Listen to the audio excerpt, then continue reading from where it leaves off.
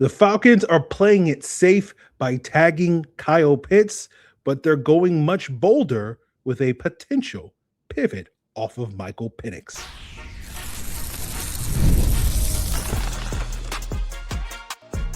You are Locked On Falcons, your daily Atlanta Falcons podcast. Part of the Locked On Podcast Network, your team every day.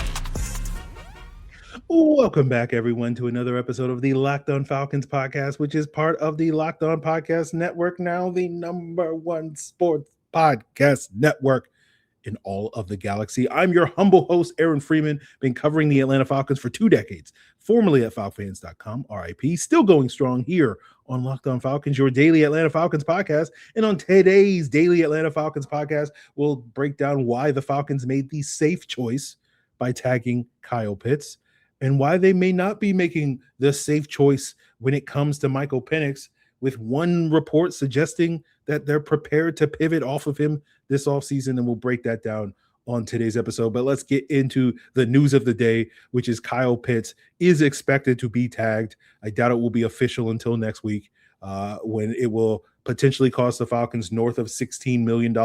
Current overthecap.com projections for the franchise tag for tight ends is $16.3 million. It is the safe choice, right? It basically gives this new regime a year to evaluate Kyle Pitts to see if he can continue and maintain his high level of play that he finished off the 2025 season with. Now, there have been multiple insiders out there that have been reporting that the Falcons want to work out a long-term deal with Kyle Pitts.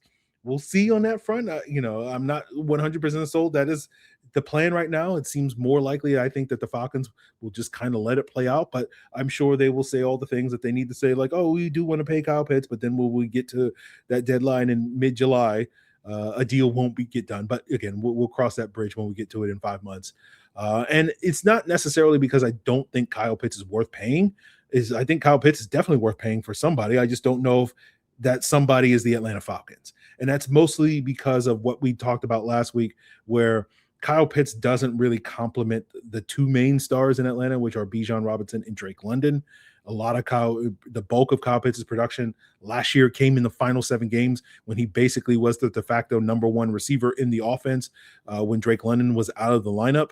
And the question, of course, is, can Kyle Pitts perform when Drake London is in the lineup? Because we really haven't seen that throughout their 4 years working together. We saw that for one game last season. That was the week 4 game against Washington, and really none of the other games. Like, when Pitts is on, Drake is quiet. When Drake is on, Pitts is relatively quiet. That prior to Drake's injury, Kyle Pitts was performing much closer to an average starting tight end, the 15th best tight end in the NFL, as opposed to the 2nd or 3rd best tight end in the NFL that his final number said. But, of course, this time it's going to be different with a new head coach in Kevin Stefanski, a new play caller in Tommy Rees. That's going to be the big challenge for both of those guys. That can they consistently get top 5 tight end play out of Kyle Pitts? What we saw in the final 2 months of the season, will we see that for the entire 4 months of this upcoming season? And on top of that, continue to maintain the top 5 wide receiver play that we have seen from Drake London at his best. And on top of that, still have Bijan Robinson be considered the best running back in the NFL. And that's always been the goal. That's always been the vision of this specific skill group of players, of we're going to have top 5 players at every main skill position group. And who's going to stop this Falcons offense? That has been the bet that the Falcons been making for 3 years. And of course, if you're the new GM of the Falcons, Ian Cunningham, the best bets that you can make are all the same bets that Terry Fontenot made these last few years. Any GM worth his salt is going to just completely quadruple down on all the Terry Fontenot bets. But, I'm being sarcastic just because it really hasn't delivered that vision. But again, this time it's going to be different, right? We're going to have the same skill guys, the same basic offensive line for, now the 4th year in a row. But guess what? We might be getting a new quarterback, guys, and that's going to bring it all together, because there's been a recent report from Jason La Canfora, who basically said that the Falcons are pivoting off of Michael Penix. They're looking for a new starting quarterback. And so let's break down that report, and then we'll get into some of those potential pivot options a little bit later on today's episode. And so we'll do that as we continue today's Locked On Falcons.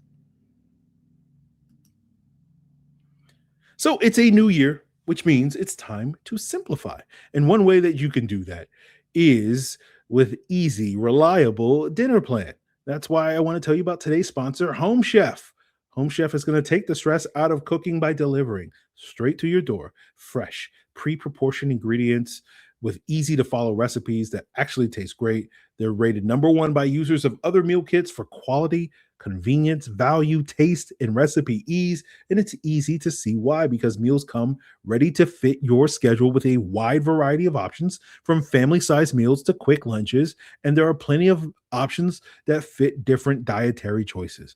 Also, if you're looking to save time and money, Home Chef has got you.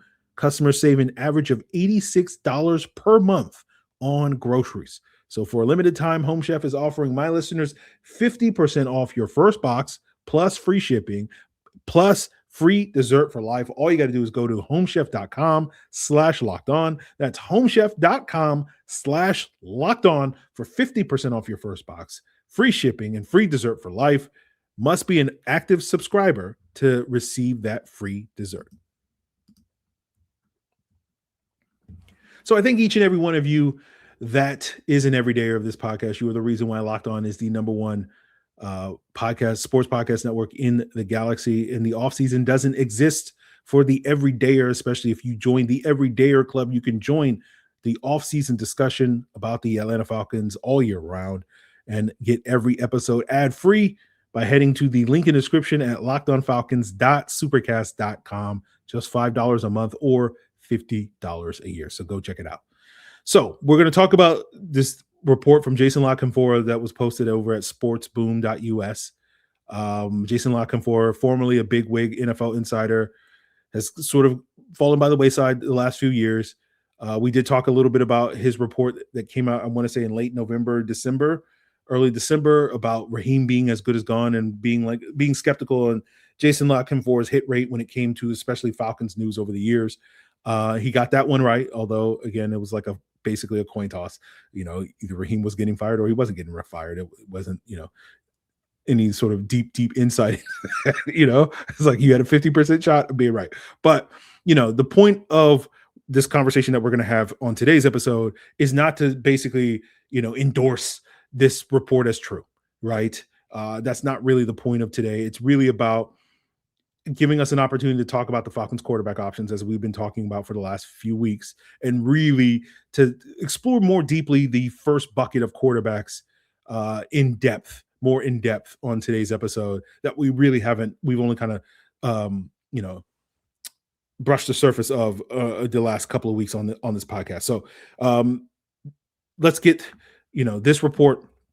And there was sort of two sections that really kind of stood out in this report. And the first section said, Penix's performance and leadership has fallen under question in Atlanta.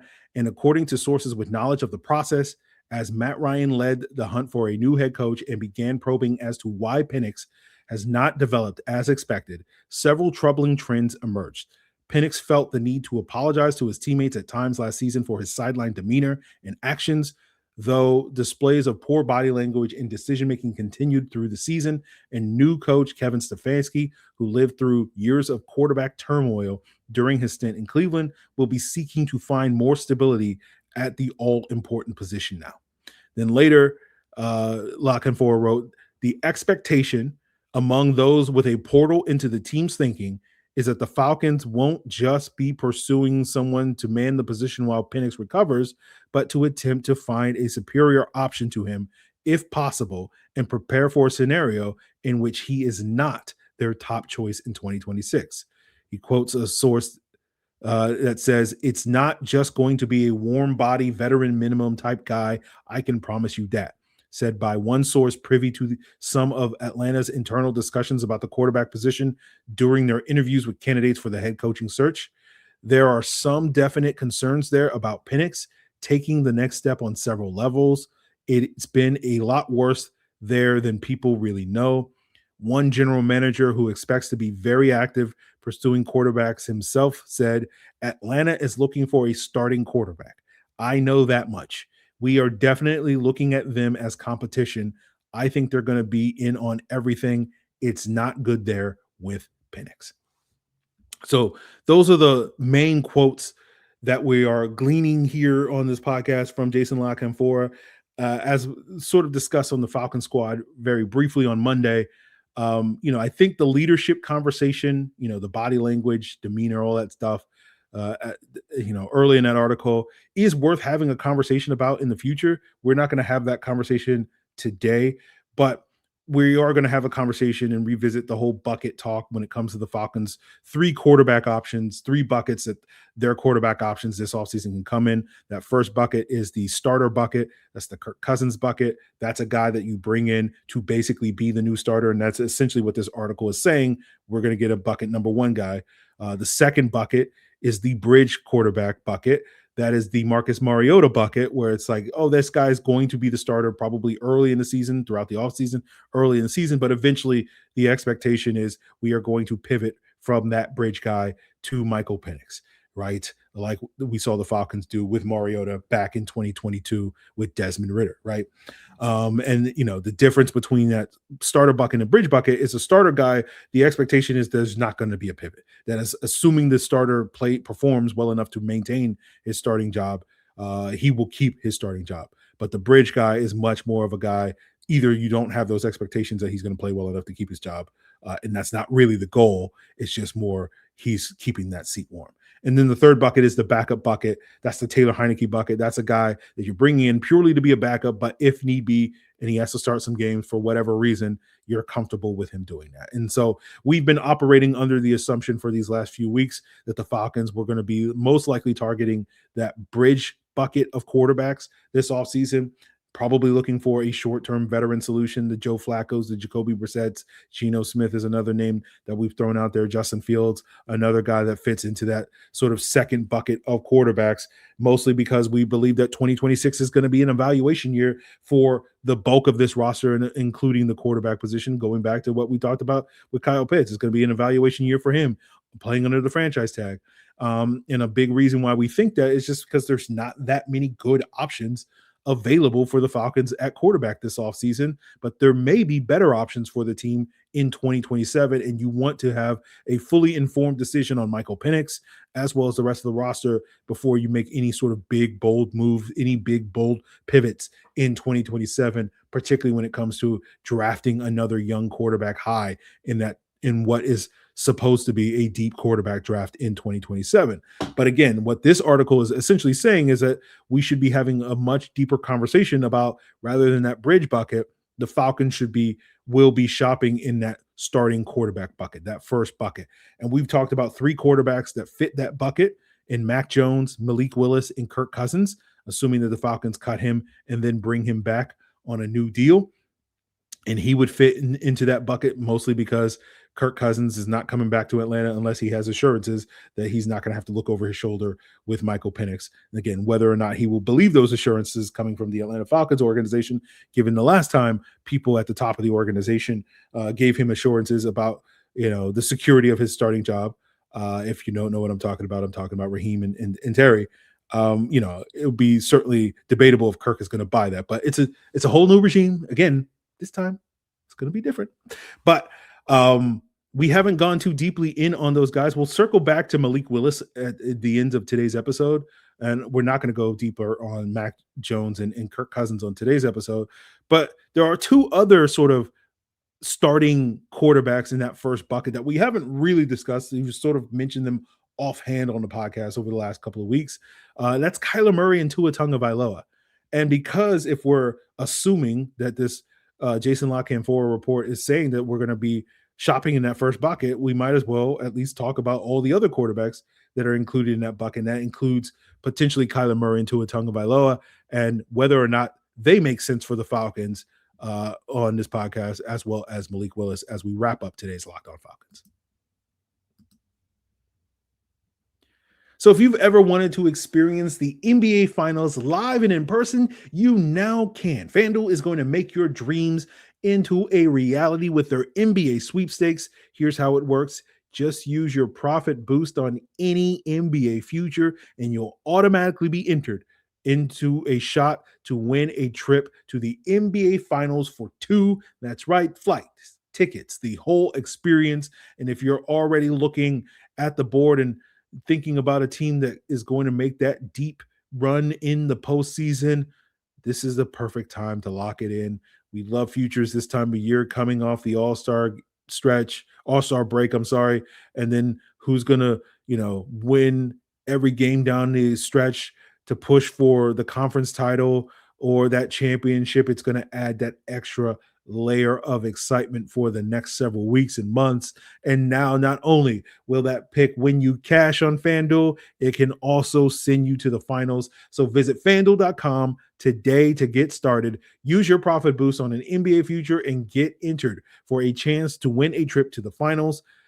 Play your game with FanDuel, the official sports betting partner of the NBA.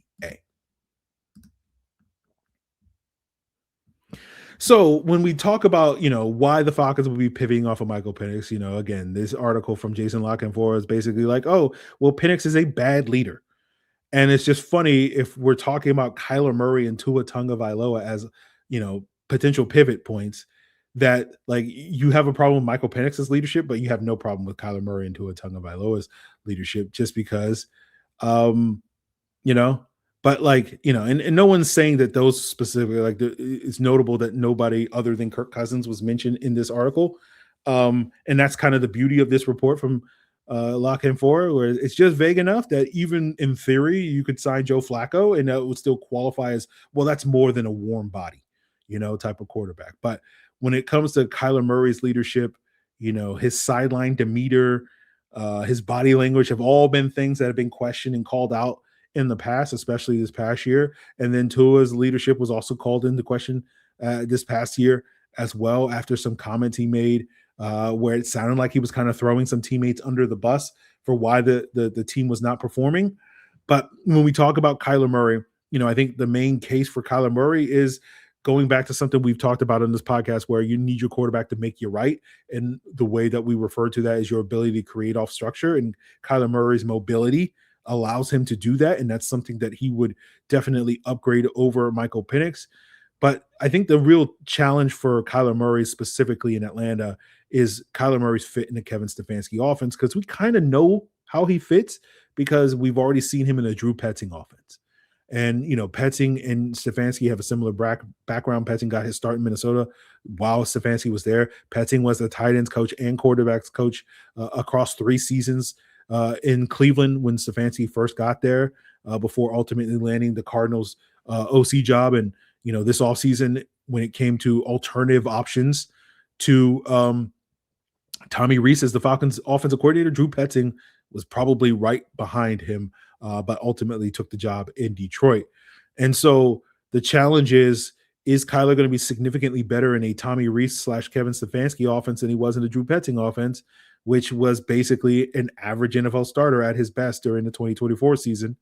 And you can argue that 2024 Kyler Murray is an upgrade over what we have gotten from Michael Penix so far. And that's a quarterback that's potentially in that 15 to 20 range if you're going off of rankings. So slightly below average among the starting 32. And again, that in theory could be an upgrade, but it kind of feels like you're still stuck in that 8-9, 9-8 sort of boat that the Falcons have been kind of stuck in these last couple of years, where it's just like, are we really upgrading that spot, or are we just basically getting a more proven commodity? Now with Tua, I don't have a lot to say about Tua other than just like he's a less talented but arguably more polished version of Michael Penix. And so if that's the bet that you're making, then it ain't my job on the line. I got nothing against Tua, but it's just like feels like just rehashing a lesser version of Michael Penix. And I think the big sell, if you're going to go after these 2 specific quarterbacks, is that they are much more known commodities at this point, especially given Penix is coming off of injuries. But then again, Tua and Kyler also have a very sordid injury history. So you're still taking a significant gamble if you go after those guys. But, will the Falcons be willing to pay a premium for those guys? That remains an unknown, but it feels very similar to what the Falcons did 2 years ago with Kirk Cousins, where they were really paying a premium for stability at the quarterback position, not necessarily paying a premium for high-level play at the quarterback position. Now that does bring us to Malik Willis. And to me, if I'm going to give any credence to this report, the only conclusion I can make is that it's basically telling me that the Falcons are going to go after Malik Willis. And the sell on Malik Willis is the arm, the athleticism. He's been the most accurate deep passer in the NFL the last 2 seasons. And that's notable because that's supposed to be a selling point of Michael Penix, but he did not deliver on that this past season. And then you also get the potential and ability to create off structure based off of that athleticism. Now, the concern with Malik Willis is basically you're putting a lot of stock in essentially 4.5 games of performance the last 2 years, right? It's been about 18 quarters of play that Malik Willis has stepped onto the field in replacement for Jordan Love these last 2 years in Green Bay. He has looked really good, but you're making a pretty big assumption to say, okay, he's looked good in 18 quarters, and we're going to assume for the next 50 plus quarters, so, 68 quarters over the course of a 17-game season, that he's going to look just as good. And that remains a question. And NFL history is littered with very infamous examples of teams that basically overrated how a backup quarterback looked coming off the bench and thinking, oh, that guy can be our starter for us. Matt Flynn comes to mind. Brock Osweiler comes to mind. I'm sure there's an example of somebody, I guess you can argue Sam Darnold would be that based off of his time in Minnesota and Seattle. But yeah. I don't think Sam Darnold qualifies as what we're talking about with Malik Willis, just because we had 5 years of Sam Darnold starting in the league as opposed to 5 games. But you get what I'm saying on that front. So I think that's going to be the big question for someone like a Malik Willis is like, you know what the highs are, but what's the floor for Malik Willis? That's really the question. And hopefully it's a much higher floor than what it was for him performing in Tennessee, where he was legitimately bad. And then the question is like, going back to what that GM commented, expecting Atlanta to be in on the quarterbacks. It's like, okay, well, are we going to have to get into a bidding war to get Malik Willis, who's expected to be one of the top quarterbacks on the market that many people rate above Kyler Murray and, Tua, because of the sort of mystery box element of what he could bring to the table. And the good thing, if you're the Falcons, is maybe you get a little bit of a hometown discount because Malik Willis is from Atlanta.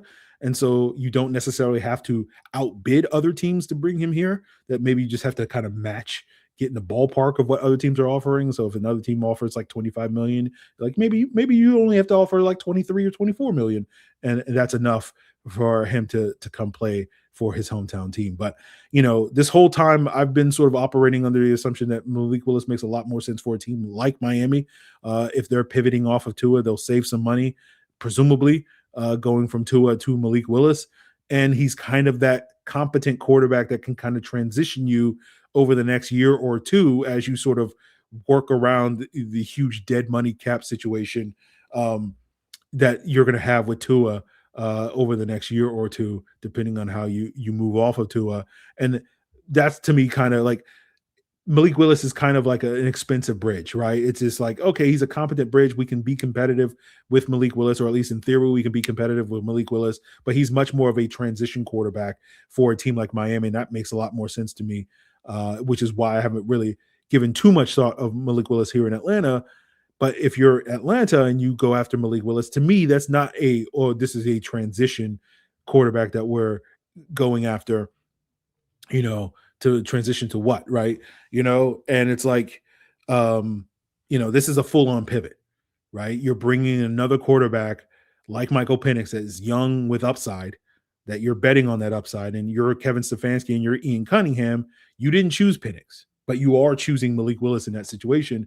And so to me, that's not just a transition or bridge or whatever. That's like you're saying this is our guy, right? That's a very different statement when it comes to a team like the Falcons signing Malik Willis than, say, a team like the Dolphins, where it's like you are saying he's your guy, but like you're transitioning off of the Tua era, as opposed to if you're the Falcons, like what era are you the Kirk Cousins era, anyway. But we've understood this entire time that the Falcons weren't guaranteed to have loyalty. The new decision makers in Stefanski and Cunningham were going to have loyalty to Michael Penix, right? So it's never been out of the realm of possibilities that they would pivot. But it just felt like this offseason with, the limited options in the draft and the limited options in free agency, that this offseason was not a great opportunity to do that. And so essentially this Lock on 4 article is suggesting otherwise, and that we should take a real pivot off of Penix much more seriously. And so, I'm not necessarily there when it comes to this report, because again, for all the reasons we've stated, it's like, really, like you're going all in on this offseason of quarterbacks. You're not going to just wait till next year. Again, that's a choice. I get it. Are you going to have better options in 2027? And so might as well take a swing now. I get that. But I'm just like, I don't love these swings, right? But maybe you can convince me with Malik Willis at this point in time. But I don't think it makes sense for Kyler. I don't think it makes sense for Tua, but it does make a little bit of sense for Malik Willis. Unless, wait, what's happening to me? Am I swaying? Wait, no. Am I swagging and surfing because it means that we're going back to Kirk Cousins? No, I'm kidding, guys. So we'll see what happens with the Falcons quarterback situation. We'll see how it unfolds. This combine week is going to be a lot of buzz that emerges about various teams over the course of this next week or so that the combine is going on. Tomorrow's episode will be reacting to whatever Ian Cunningham and Kevin Stefanski say in their combine pressers. And our next episode will be a pass or pay on Leonard Floyd, right? Should the Falcons, in lieu of James Pierce's, unknown status, uncertain future, should the Falcons be willing to go after and bring back Leonard Floyd, on a mercenary contract? And so we'll discuss that on our next episode. But continue to make Locked On Falcons your first listen by checking us out on YouTube or wherever you listen to podcasts. Check out Locked On NFL, Locked On NFL Draft, Locked On NFL Scouting, if you want to get geared up for all things combine all week long as your second listens. And if you never miss an episode, check out the Everydayer Club. It's built for you. Locked On Falcons, ad-free, members-only Discord access, and more. Head on over to the link in description below at lockedonfalcons.supercast.com to find out more. It is all part of the Locked On Podcast Network, your team every